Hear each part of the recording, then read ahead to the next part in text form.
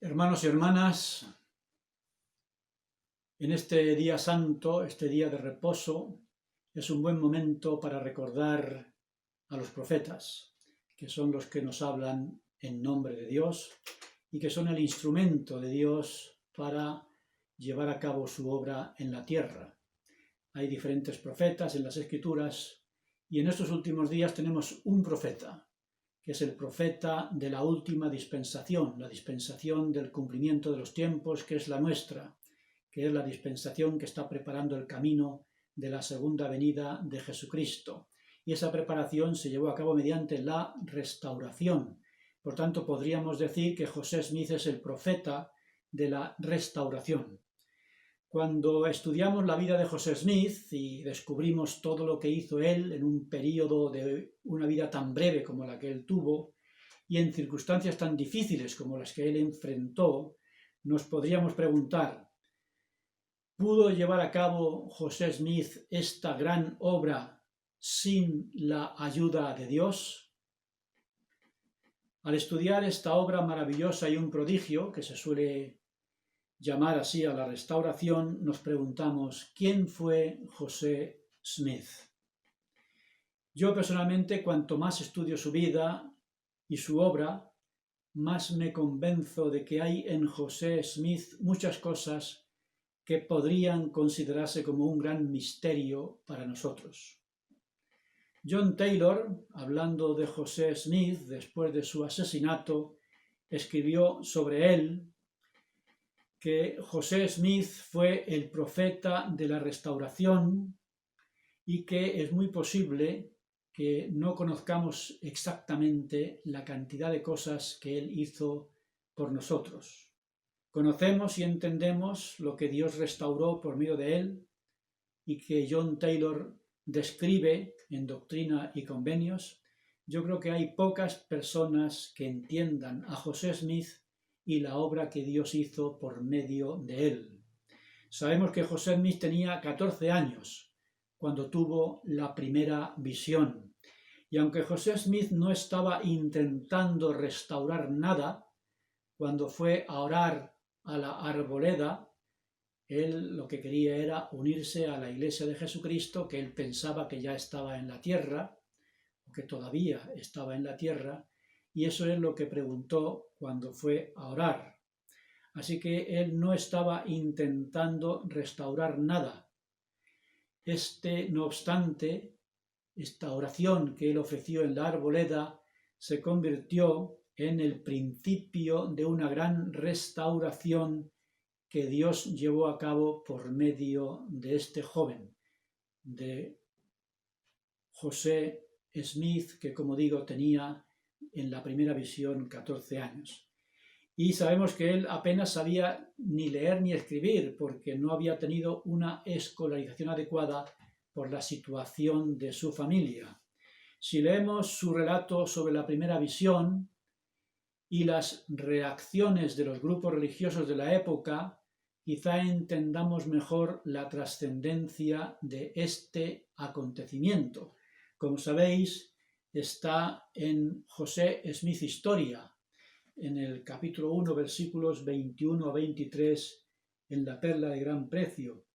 Dice así: a los pocos días de haber visto esta visión, me encontré por casualidad en compañía de uno de los ministros metodistas, uno muy activo en la ya mencionada agitación religiosa del lugar. Y hablando con él de asuntos religiosos, aproveché la oportunidad para relatarle la visión que yo había tenido. Y su conducta me sorprendió grandemente. No solo trató mi narración livianamente, sino con mucho desprecio, diciendo que todo aquello era del diablo, porque no había tales cosas como visiones ni revelaciones en estos días, que todo eso había cesado con los apóstoles y que no volvería a haber más.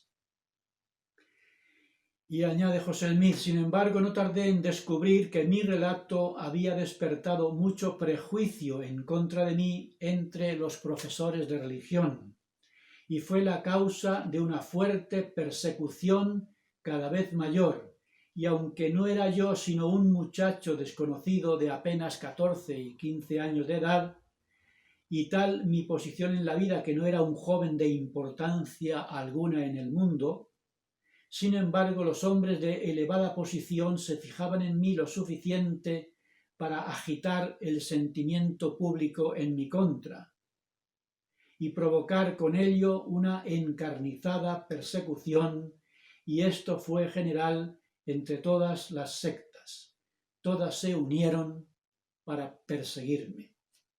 En aquel tiempo me fue motivo de seria reflexión, y frecuentemente lo ha sido desde entonces.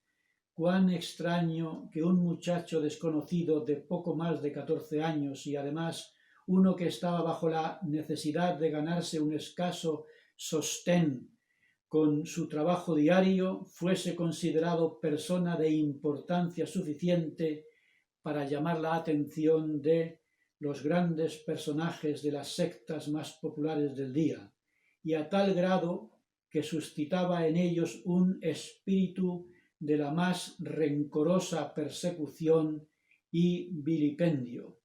Pero, extraño o no, así aconteció, y a menudo fue motivo de mucha tristeza para mí. Esta descripción que hizo José Smith de la primera visión y la reacción que provocó entre todos los grupos religiosos indican que ahí había algo más de lo que parecía, que es lo que estoy diciendo, que hay en José Smith y en su experiencia mucho más de lo que podemos percibir a veces. Y tenía José Smith 21 años cuando recibió las planchas del Libro de Mormón y 23 cuando terminó la traducción después de un trabajo de solo 2 meses. Y lo mismo que he dicho de la primera visión, cuando tenía 14 años de edad, lo podría decir también del Libro de Mormón, cuando tenía poco más de 20 años. Deberíamos leer José Smith Historia para recordar los acontecimientos relacionados con el Libro de Mormón. Voy a leer los versículos 58 a 61 para ver la importancia del Libro de Mormón por medio de la reacción de las personas de la época.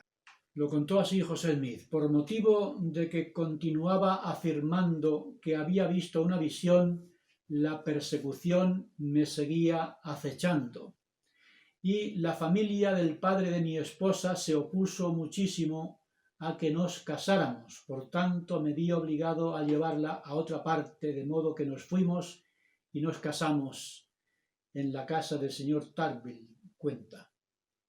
Y en el versículo 59 continúa: por fin llegó el momento de obtener las planchas, el Urim y Tumim y el pectoral.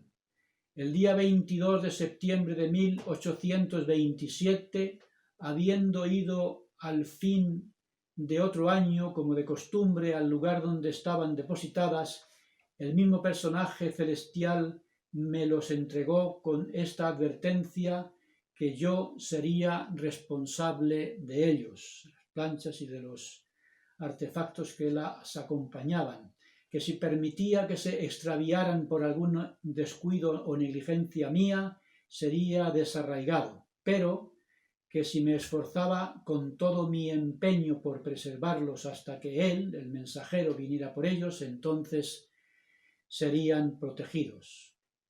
Y dice el versículo 60, pronto supe por qué había recibido tan estrictos mandatos de guardarlos, y por qué me había dicho el mensajero que cuando yo terminara lo que se requería de mí, él vendría por ellos. Porque, y aquí comienza el relato de la persecución que causó el Libro de Mormón en el principio, dice: porque no bien se supo que yo los tenía, comenzaron a hacerse los más tenaces esfuerzos por privarme de ellos. Se recurrió a cuanta estratagema se pudo inventar para realizar ese propósito. La persecución llegó a ser más severa y enconada que antes, y grandes números de personas andaban continuamente al acecho para quitármelos, de ser posible. pero mediante la sabiduría de Dios permanecieron seguros en mis manos hasta que cumplí con ellos lo que se requería de mí. Cuando el mensajero de conformidad con el acuerdo llegó por ellos, se los entregué y él los tiene a su cargo hasta el día de hoy. Y termina en el versículo 61. Sin embargo, la agitación continuaba y el rumor con sus 1000 lenguas no cesaba de hacer circular calumnias acerca de la familia de mi padre y de mí. Si me pusiera a contar la milésima parte de ellas, llenaría varios tomos. Sin embargo, la persecución llegó a ser tan intolerable que me vi obligado a salir de Manchester y partir con mi esposa al condado de Susquehanna, estado de Pensilvania. Por tanto, vemos la reacción del mundo, de los grupos religiosos de la época, tanto a la primera visión como al libro de Mormón. Para entender la importancia de la primera visión y del libro de Mormón hay que entender su papel dentro de la restauración. La primera visión y el libro de Mormón son dos pilares de la restauración. Y como digo, me temo que no prestamos suficiente atención a estos hechos tan fundamentales.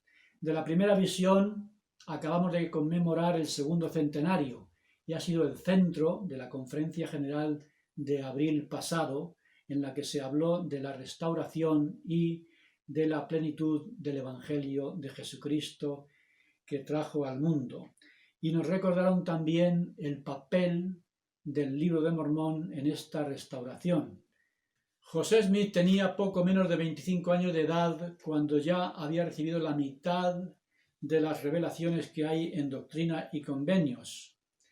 Y en un discurso que dio poco antes de su asesinato dijo: «Nunca os dije que yo fuera perfecto, pero sí os digo que no hay errores en las revelaciones que os he enseñado». Y ahí están sus revelaciones, para que las estudiemos y nos demos cuenta de su valor, si es que de verdad hemos tomado conciencia de los siglos de tinieblas que ha tenido el mundo durante todo el tiempo de la apostasía. Tenemos que esforzarnos para entender mucho mejor el papel de José Smith en la restauración. Poco antes de la primera visión, José Smith, como digo, un muchacho de 14 años, arrodillado en una arboleda orando a Dios, dijo que al empezar a orar una densa oscuridad se formó alrededor de él y sintió que su vida se acababa allí, porque esa fuerza, que no era imaginaria, intentó destruirlo. Y ese poder diabólico lo persiguió durante toda su vida. No creo que haya habido nunca alguien que haya sufrido tantos ataques en su vida y también tantos ataques después de su muerte. Cuando Moroni visitó a José Smith por primera vez, le dijo que Dios tenía una obra para él y que esa obra sería tal que su nombre se tomaría para bien o para mal entre todas las naciones. Eso está en José Smith Historia, en el versículo 33. Y fue así literalmente. Tenía 38 años y medio cuando por fin lograron su objetivo: acabar vilmente con su vida y también con la intención de acabar con su obra. Pero José Smith compartió el siguiente testimonio en la famosa carta a Wentworth de 1842. Dijo así: «El estandarte de la verdad se ha izado. Ninguna mano impía puede detener el progreso de la obra. Las persecuciones podrán encarnizarse, los populachos se podrán combinar, los ejércitos podrán juntarse y la calumnia podrá difamar, mas la verdad de Dios seguirá adelante, valerosa, noble e independientemente, hasta que haya penetrado todo continente, visitado todo clima, abarcado todo país y resonado en todo oído hasta que se cumpla la obra de Dios y se termine. Estas fueron las palabras de José Smith. Y en eso estamos. Dios necesita personas que conozcan, entiendan y amen la restauración para llevar a cabo su obra adelante. Y esto, como nos dicen los profetas, cada vez es más urgente y lo estamos viendo en el mundo. Así que la pregunta, hermanos y hermanas, es: ¿estamos dispuestos a seguir adelante sin desmayar y apretando el paso? Que así sea, es mi oración, en el nombre de Jesucristo. Amén.